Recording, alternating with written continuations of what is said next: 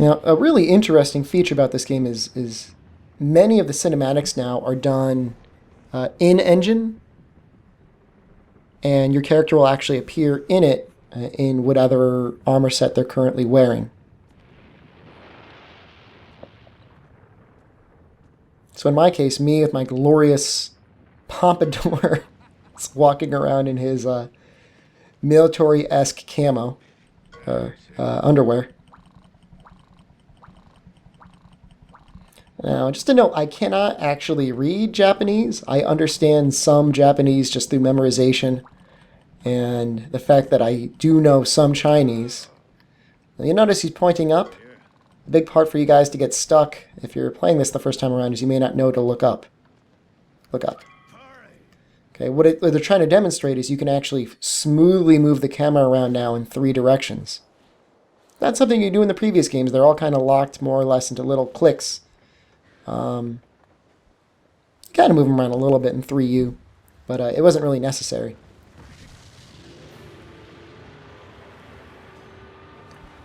And so this here is the ugly, rock-covered cousin to Jan Moran. His name is Dahren Moran. I like to think it's like the Moran family. Jen is the daughter, Dahren is the brother. It's a good way to remember it. And this one actually looks like he's been beat up a little bit, and that he's got parts of his body that are broken, although it's not immediately apparent until you've had the chance to fight him. But you'd imagine we'll get the chance eventually, and actually this is a pretty interesting introduction in that all the people that were always confused by the Jan Moran fight, this actually kind of gives you an idea of what you're supposed to do when you fight him.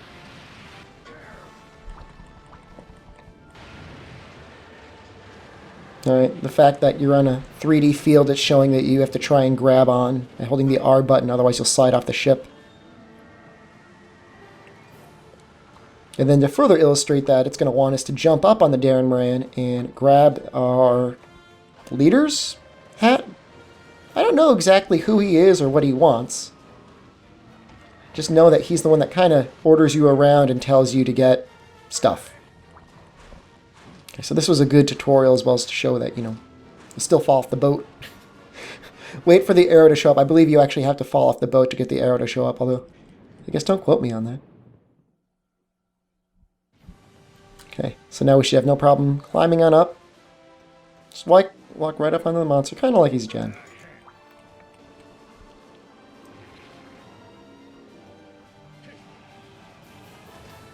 But you'll see landing is a lot easier. You always almost stick the landing and are able to keep moving afterwards.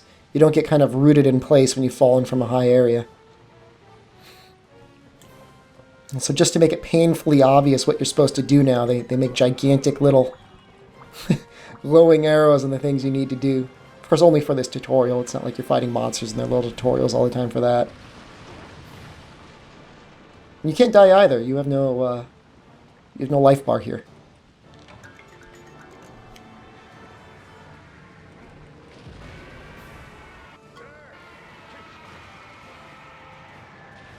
Just a really great way to show, new players that you could grab items, load them into things, and so when you get into this sort of fight again, you're already more or less aware of what you're supposed to do. You're not, unaware that there are cannonballs.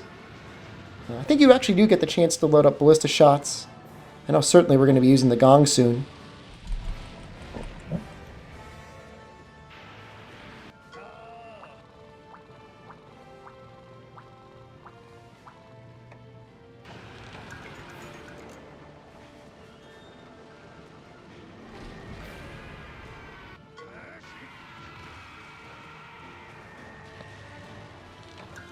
I don't know if he's talking about flinches there or not, but I think he certainly wants to continue firing cannonballs, and seeing as there's not much else to do, I guess we really should.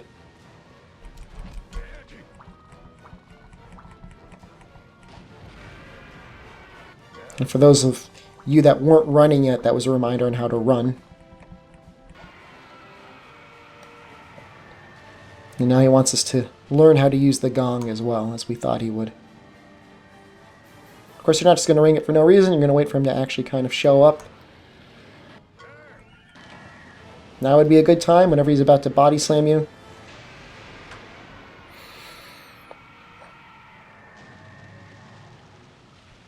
If this were the final showdown, he might even rolled over onto his back. A great time to get some carves.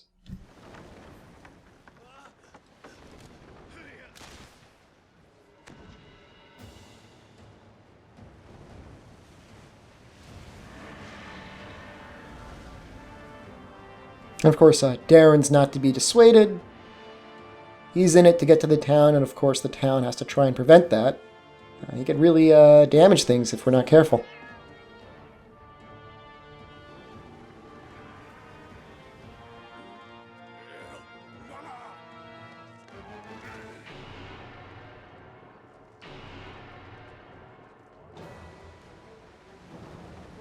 And so whenever they ring that bell, it's time.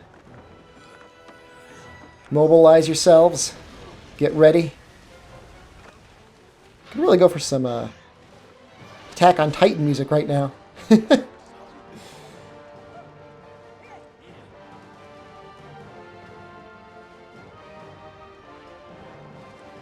You may notice some classic Monster Hunter weapons and designs in this game, for both weapons and armor. You can't assume necessarily that the monster is necessarily in the game.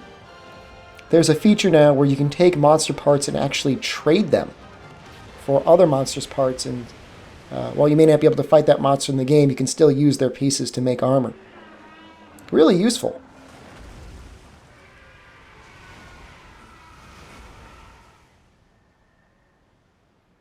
Certainly opens up a lot of possibilities for new armor sets without having to actually have to include the monsters in the game if they don't have the time or resources to code them in.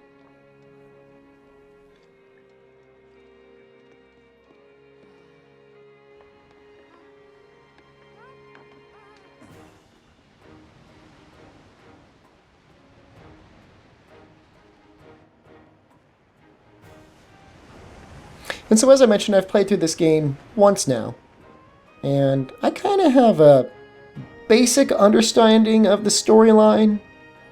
I won't be giving anything at all resembling an accurate translation, but I'll try and give it the gist of what I assume the storyline to be.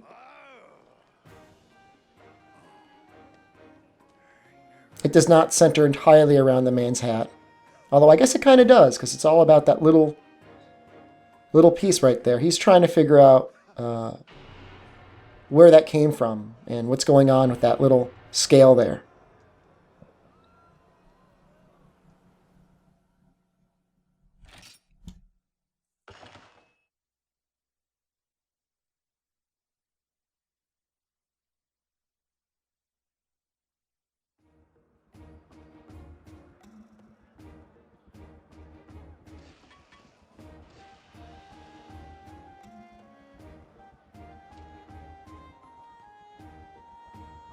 And so these first couple episodes I'll be releasing, I'm going to try and edit them down as much as possible. I certainly don't want people sitting here for an hour watching me go through boring gathering quests and mashable dialogue. But at the same time, I want people to get a sense of what they need to do to get through the game in case they don't have a translation guide handy. So don't feel like, if I'm skipping around, you're being cheated of anything. I'm probably just going through very root, easy things that anyone could do.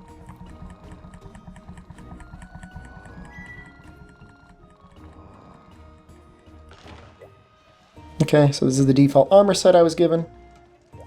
Here's the guild cat. This is the guy you'll be picking up your street pass guild cards from. That will be quite some time before I get a street pass for this.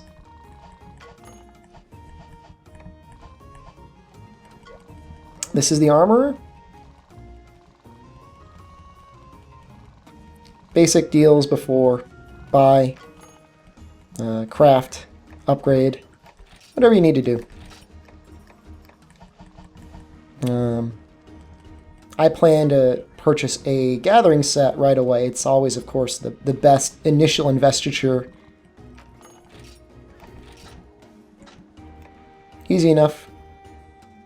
Just look for the goggles, although it looks like the goggles almost even collide with my pompadour. Not particularly happy about that, but I guess I can't really complain. So this gives gathering up, and I believe that's whim.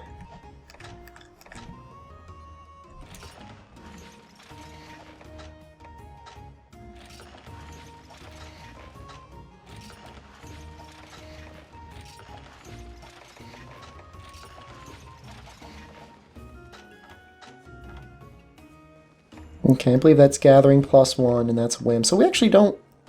I don't think we get speed gathering on here. But that's okay.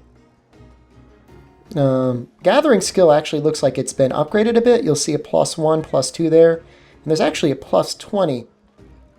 All reports seem to indicate that that means you can get up to like extra gatherings from things, like basically all the time, and up to like 10 from each one. Can't really confirm it yet because I haven't been able to cram enough gathering points on, but I'm sure it'll be pretty amazing when you get around to it. I might even have to tone down the size of this pompadour, guys. I don't think I can handle it.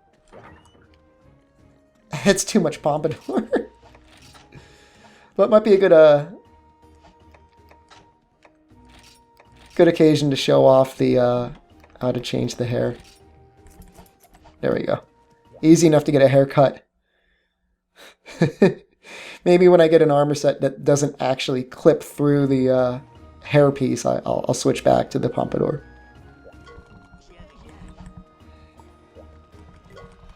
And so you can't really see it because you can't see the bottom screen, but you actually get a little highlighted map here of everybody that you need to talk to. And so right now, all of these characters are just introducing themselves to us, telling us what they do. However, later on, a significant portion of the game is talking to them so that they will give us new quests to do,